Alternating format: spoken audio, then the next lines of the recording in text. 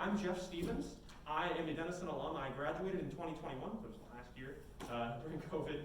And now I'm a full-time software developer at an electric company in downtown Columbus. And one thing that I did while I was here at Denison is I grew up loving video games. I came to Gaming Guild. Games were a really big part of my life and really fun part of my college experience. So I'm glad you're here. I'm glad you have Gaming Guild, and I'm glad it still has the same energy and you're doing events like this. But one thing that sort of my experience in games or my life has done for me is it has inspired me to make my own. So this is sort of a picture from the game I'm working on right now. Because although hello, hey, Evan, hi. Hey, one thing that I've done in my free time to develop video games while I was searching for a job, or rather just not doing anything, I wanted to make my own game. So I'll ask for hands in the crowd. And it's called CultGame, so thanks for coming. And there you go, there's the logo. Very cheap to make, just some Ubuntu modern font. Okay, today's rituals, yes. Today, this is what we're going to be doing. I'm going to talk about me and the background of the game and everything. I'm going to show you the design of it. We're going to play it for a bit. It's going to be fun. And then we're going to talk about lessons learned about the game development process, the process of having a dream and trying to actualize it. Because I think no matter what you're doing, this advice applies to it. And Q&A feedback, game design discussion. And because I know that a lot of us are here because we like games and we have something to say about that. Okay, so I'll sort of ask the room right now, show of hands. How many of you wanted to make your own game, a movie, a book, maybe write a screenplay? Like, how many of you wanted to create an experience for other people? Like, yeah, you? Okay. You, yeah? You guys have anything? Well, it'll come in time, I bet. Like, a lot of what we want to do as humans, like, it's a really charitable thing, too. A lot of what we want to do is we want to share, like, a part of our identity or a part of ourselves in a book or an experience or a game, or whether it be like a show or a dance you put on for someone, or maybe a relationship you have with someone. Like, these are things that we can do to encapsulate our identity and mark someone with who we are and how we want to make an impact on the world.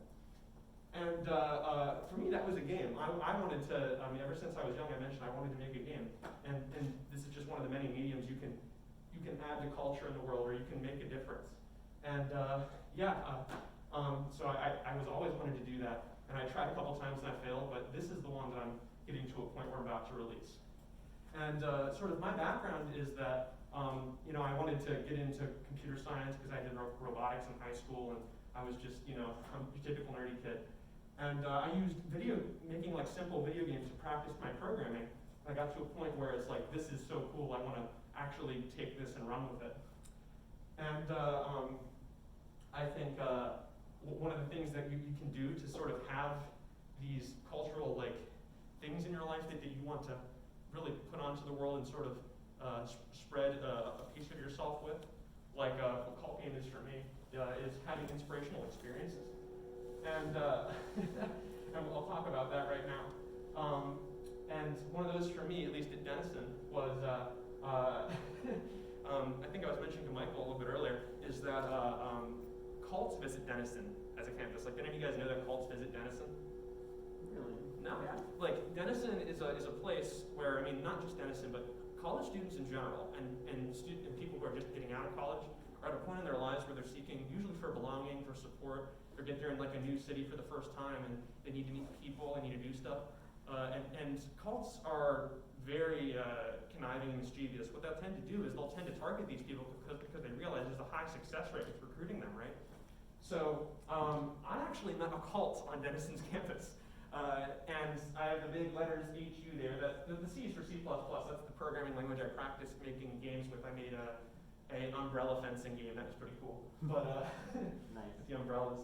But Q is the magic word, or like the holiest word in a cult called Eckankar. Have any of you guys heard of Eckankar? No. Okay. Maybe just a little bit? Yeah. Okay. Eckankar is a group of people who, it sort of reminds me of the Hare Krishna movement, where you have people in a room, and what they believe gives them a spiritual experience is they're sitting down in a room, and it's like a really big, maybe an even bigger room than this, with a really high ceiling, really reverberating acoustics, and they all say the word hue.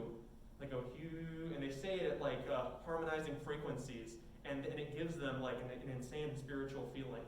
And basically, they came to my cults and sex class because I was taking a class about that in the religion department, and they started chanting, and I'm like, this is the most wacky shit ever. This is so cool. And I got to talk with them, and I got to meet them, and they were just like at the same point, like it was interesting, and I was just like completely transfixed. But at the same point, I'm like, there feels like there's something terribly wrong underneath all of this, and it's got so much intrigue. It's like looking at a true crime story, right? So that was really inspired me. Is like I wanna sort of take something this intriguing and try to make a game about it, or try to like make an experience about it. And I'd say that another thing that helped me start up with this whole process is being surrounded by supporting people. I'll touch more on that later, but if you are all Denison students, one thing that Denison offers here is the Red Frame Lab. If you have an idea, if you have a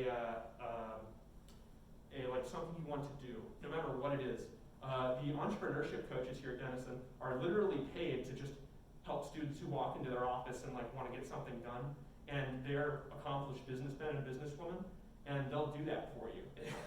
It's really cool. And being here at Denison, you have like, I know people just keep on throwing around buzzwords like opportunity and stuff like that, and while you usually like, you don't have time to take advantage of it because you're too busy trying to get all your work done before class, right?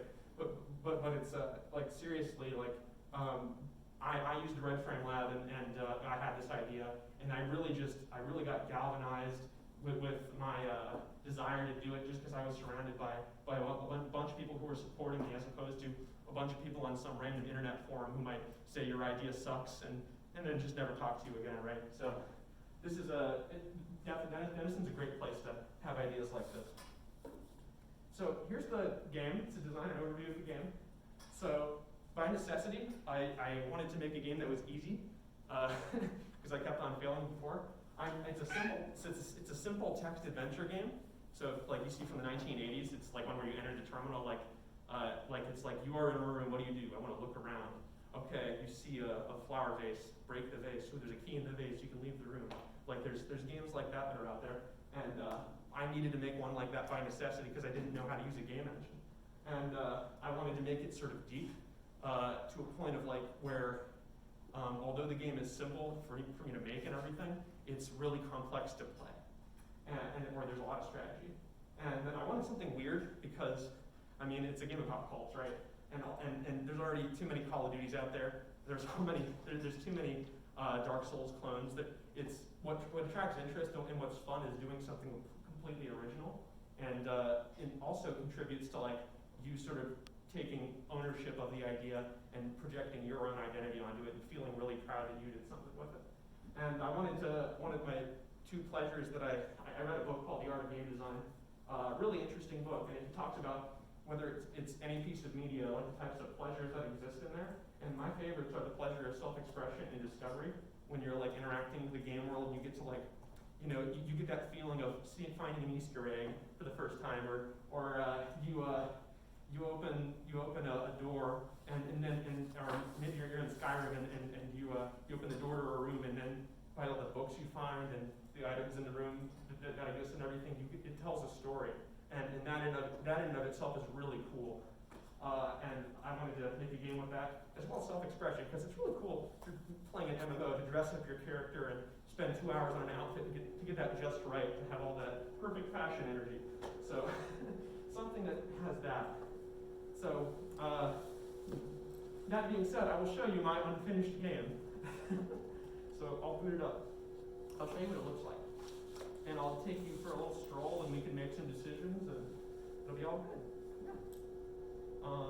Okay, so because this game is bootlegged as hell, and I mean that because like it's not built in a traditional game engine, other game developers would never do the same like underlying backend and development strategies that I use. The same place where you enter commands to like create files and delete files and to access the internet, the command line interface is the same interface where you play CultGame. So this is where it is. I'm gonna change directory to the game right here. This is all the files in the game. But if I want to start playing it, just do this.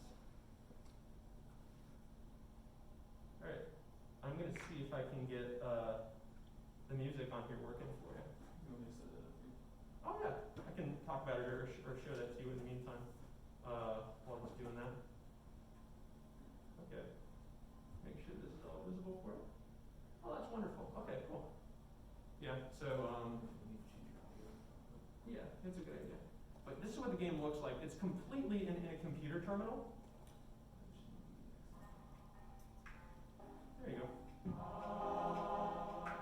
It's completely in a computer terminal. So I don't have an ability to like put images on the screen or have 3D animations or rendering. I'm literally just taking arrays of computer characters and making pictures with them. Yeah, so you don't have any other games that look like this. So it's all ASCII art? Yeah, I'll ask you. Yeah. Nice. Yeah. It really impressive. The music is made by my cousin who's in a funk band, so you might hear some elements of funk. So we're going to start the game, and because this is unfinished, a lot of it will still look unfinished, but we'll get to make some decisions. So when you start the game, you get to choose what your cult leaders like who are you in the universe of the world. And I gave you some choices, and they give you some perks to when you play the game. Not all of them are completely functional right now, but like for example, if you want to be the village idiot, if your story is I'm the ranting and raving person who's in the village and I'm telling everyone about the new god, you can be the village idiot and get special additions to your story and your perks. You are the raving lunatic among your people. Your wild imagination and reputation for mischief has brought you to the wonderful idea of starting your own cult. Other than having a firm grasp on the bizarre and surreal, you don't really have any advantages. So you get an increased chance of chaotic encounters in the story, which is very fun.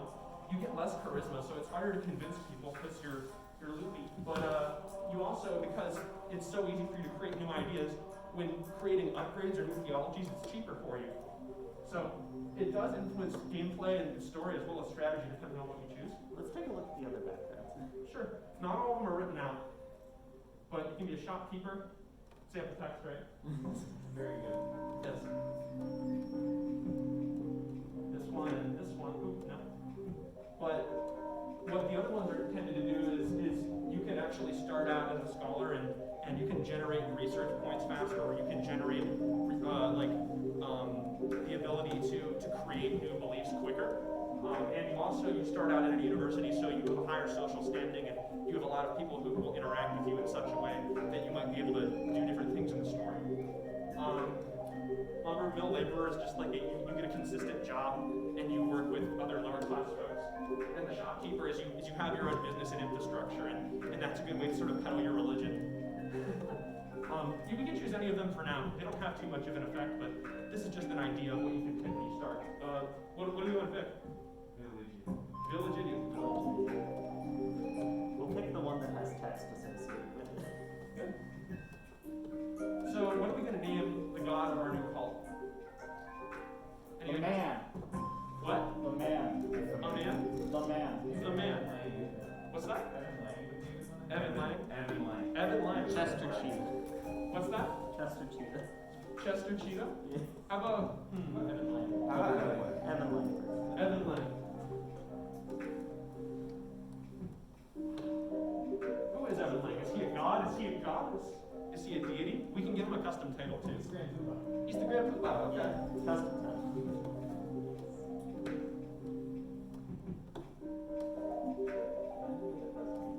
What are the followers of Evan Lang called? Disciples. Gildies. No, Yeah, disciples. Gildies. Gildies. Disciples, probably. We can go with you. Gildies? We can stick with the theme.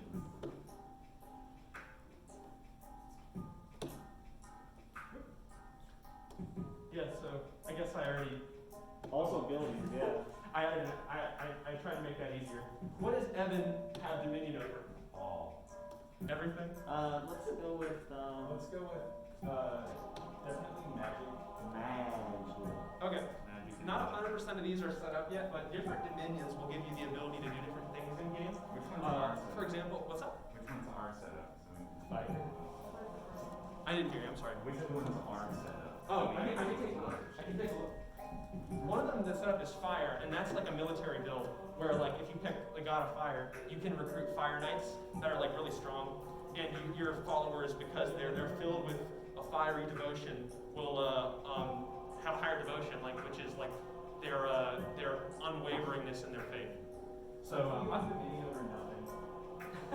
yeah, you can choose nothing. I'm making that an option. So you can be a god of nothing if you want. So flame was humanity's first treasures and remains central in importance to life. Gods of fire counsel the virtues of passion and courage, and whether it be demonstrated through the throes of love or daring battle, their followers will rise to the occasion. So it's a military build. It's also like you get more devotion and you get nice. So that's kind of cool. One that's kind of fun, we don't have to pick it, is the blood god. Blood for the blood god. Blood for the blood god. Blood for the blood god. What you can do if you're a blood god is you can sacrifice your followers, or you can capture people to sacrifice to generate a resource called blood, which can be used as a component for rituals. Blood for the blood god. And also owning blood is like just being in the possession of blood makes you guilty as a criminal. So you have to be very careful with your blood god. Blood for the blood god. I think blood. Yeah. Do we want blood? Sure. Okay. Blood. Definitely blood.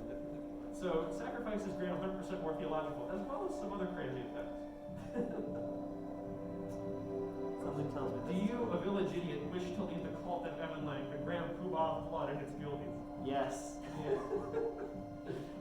Okay, at this point, people can make changes, but that's about it. No, that's the creation I guess phase. we should change the follower terms. Oh, yeah. So I would, but I'm not sure if the changing of it breaks the game yet. I've not touched the follower stuff for a while, or I've not touched the start of the game for a while.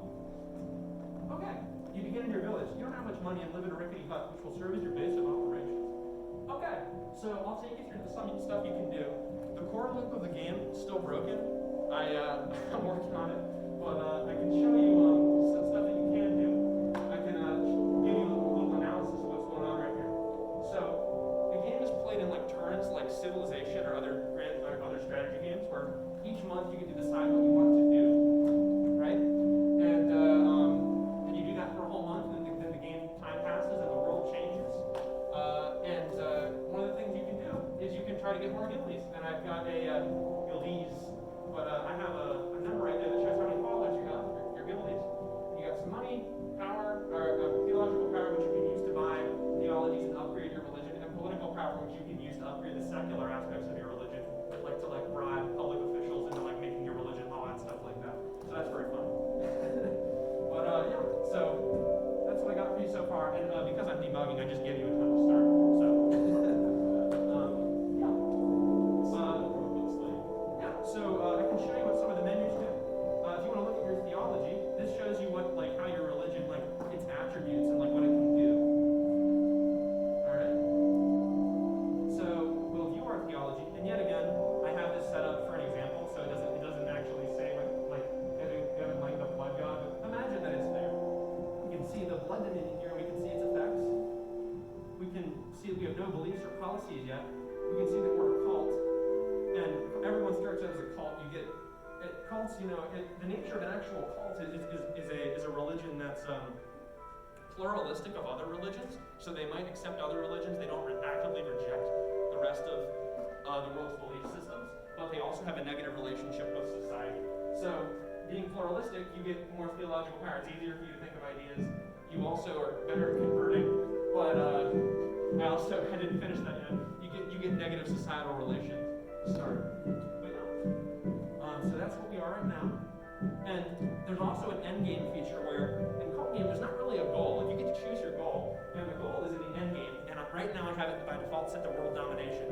And the game will end, or you'll get a winning screen once you reach that goal. And some other goals can be world peace. You can end world hunger. You can decide to start your own restaurant. There's several other good means, but right now we just have world domination set up, which is a victory condition in the game.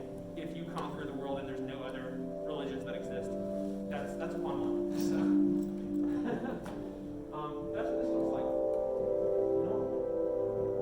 We can go to the Great New Theology section, and hopefully you can see what that is. I think I didn't do the best job on that art, but that's like a hand with a feather writing on a piece of paper with a skull and a candle.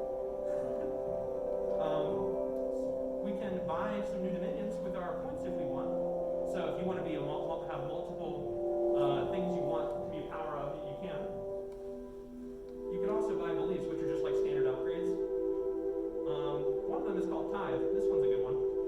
So basically, there's your little hand that's giving money. So you command their followers to give tribute to Zarganthar, which is the sample name. Those who can give are encouraged, while those who can't afford to are exempt. So you gain money each month based on your followers, and that only costs a little bit of theological power. So I think we'll do that just for now. Yep. And yet again, it's under construction, you can see. But we used a little bit of our theological power. And now, as a belief, we have tithe. There we go. Okay.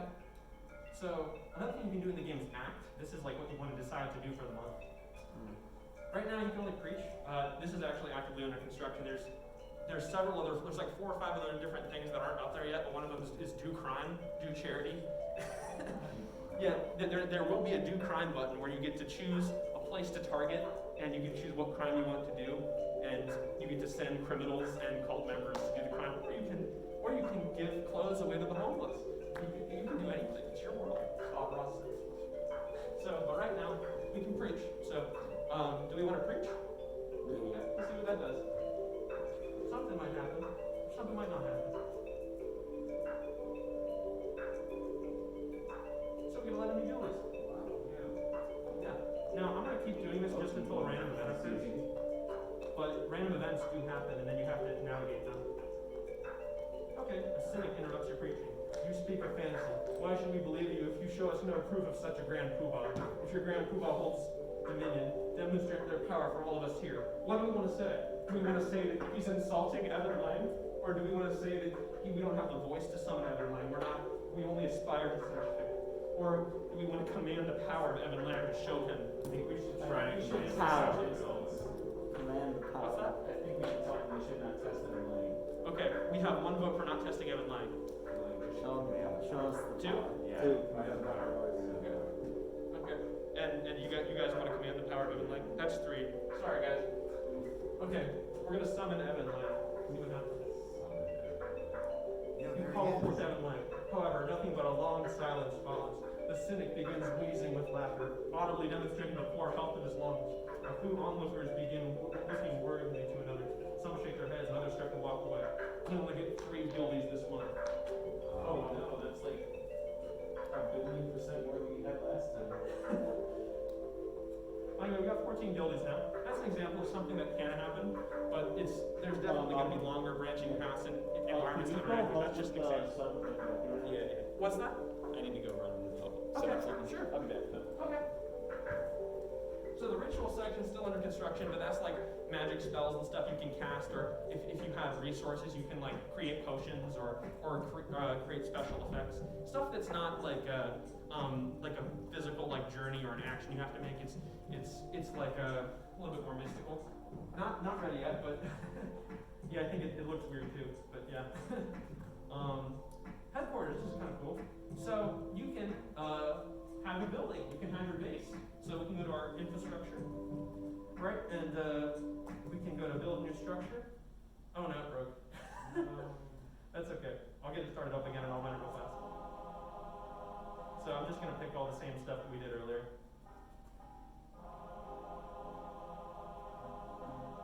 He's a grand poobah.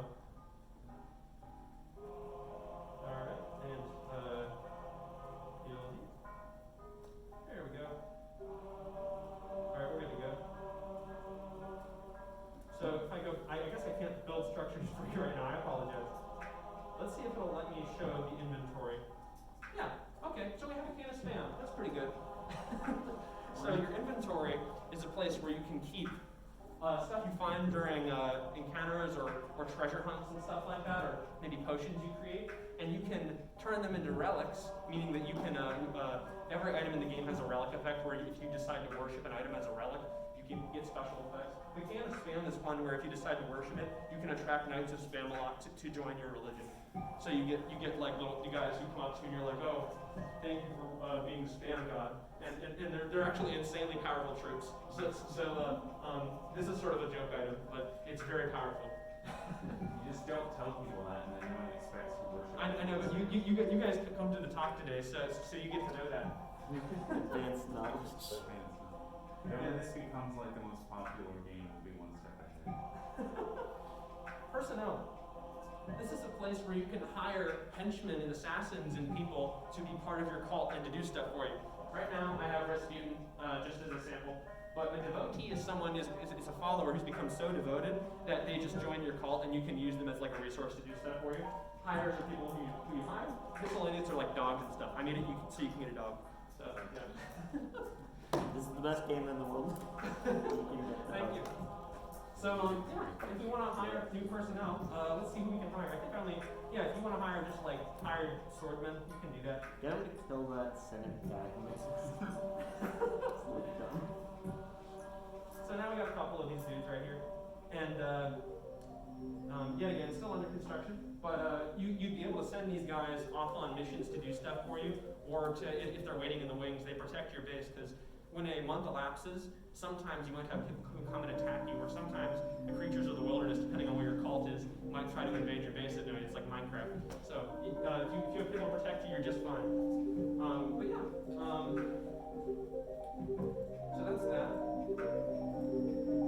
This is something I've been working on. This is the world map.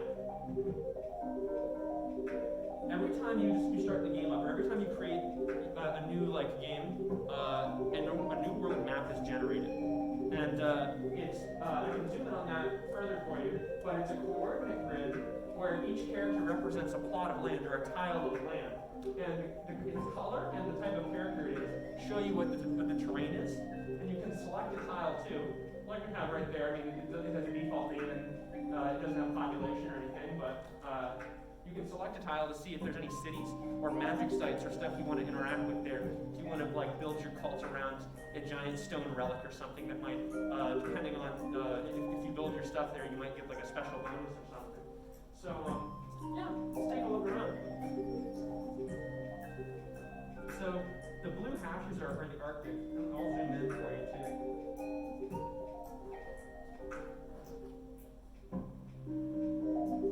That looks a little better.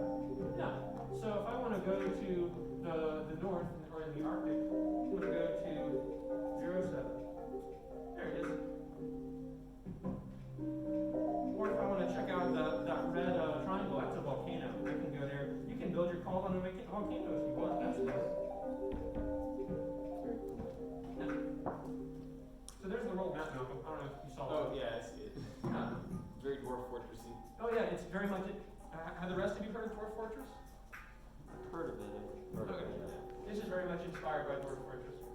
But yeah, so we can examine what's on this map tile. Yeah, again, it's got some sample stuff, but it tells you who lives there. It tells you if there's any map features or any magic sites and stuff. You can even check out the religion and politics, or it'll break. That's fine. But you can see who owns the map tile. You can see if a specific government owns a map tile, or you can see the religious control over the map tile. So yeah. So I'll see if there's anything else I can show you. Do we have any questions or any yeah? Yeah. Did you design the algorithm for generating the ASCII text stuff? Like for the art? photos? Yeah. Oh no, what I did is there's one online that's open source that I used, and all I'm doing is I'm taking Wikimedia Commons images of that. I'll go back to the start for you.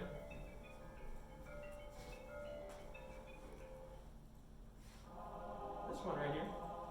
I went to Wikimedia Commons, which is a royalty-free place on Wikipedia where people have images, and they exist in the public domain. And I ran it through an algorithm that turns it into a ASCII image, and I made some adjustments too, because it always doesn't come out perfect. And this still does need adjustments. But still, yeah, this is an artwork from the late 1400s by Philip de Champagne, and it's called Body Toss.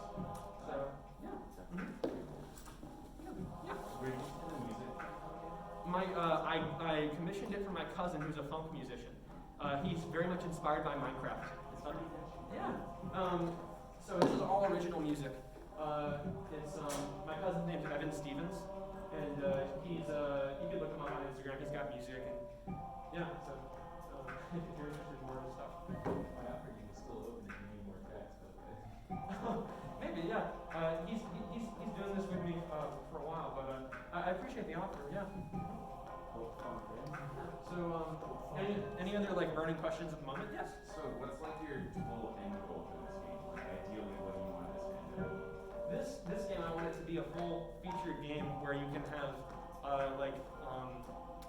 have like interactive fiction experiences that are intermixed with a strategy game. And while being chill and not being one where it's like tense or it's super competitive, it's one where it's like, it's strategically viable and it's fun and you're not punished for trying to collect all the dogs in the game and try to start a restaurant and make your dogs the chefs. Like, Do you plan to redesign Make your dogs it like what? on a game engine or keep it like this?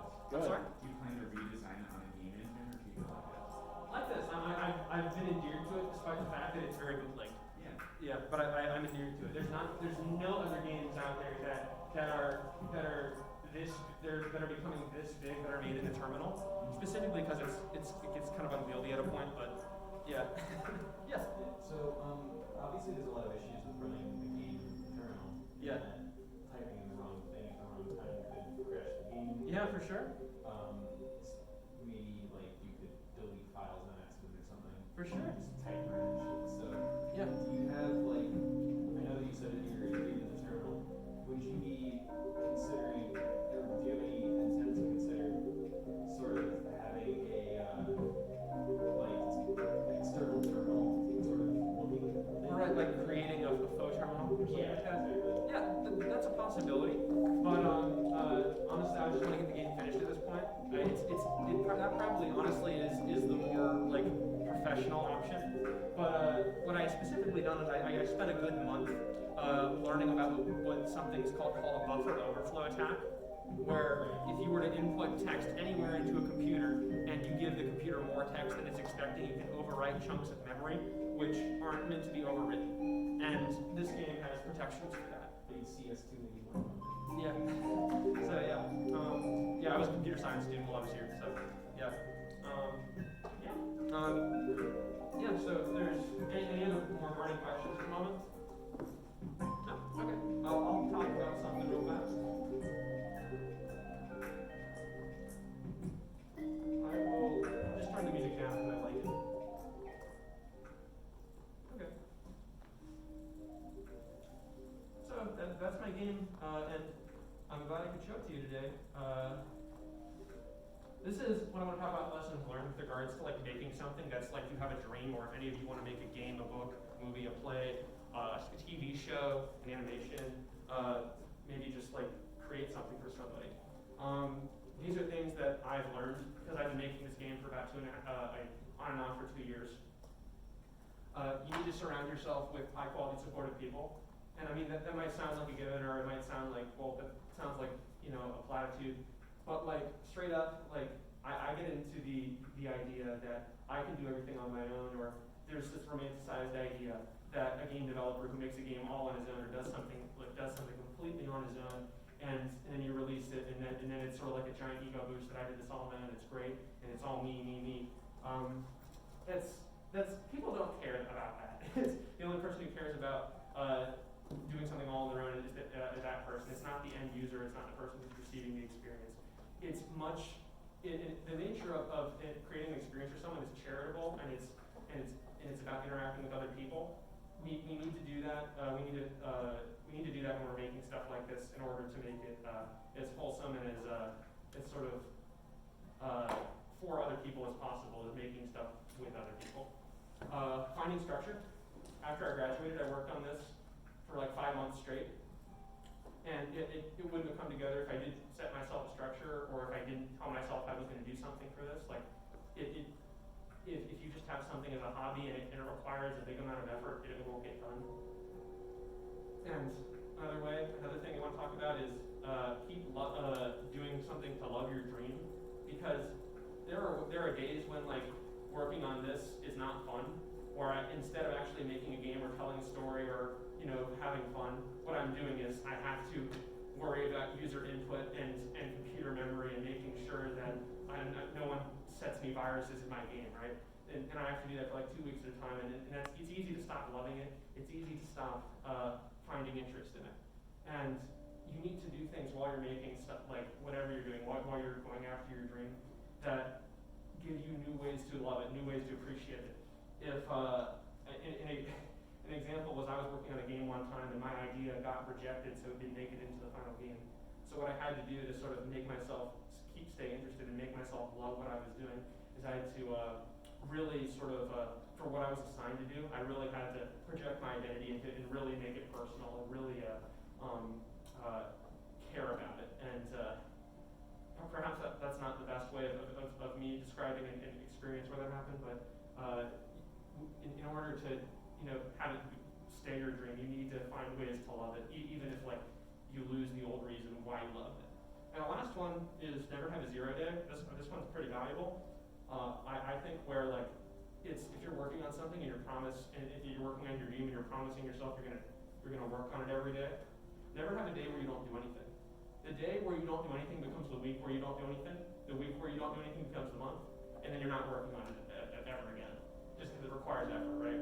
So even if it just means answering an email, posting something about it on social media, telling a friend about it, or I don't know, just the smallest thing, it helps to keep on progressing. So that's that. And thanks for coming to my presentation. I have some dogs for you just to, thanks for getting through to the end.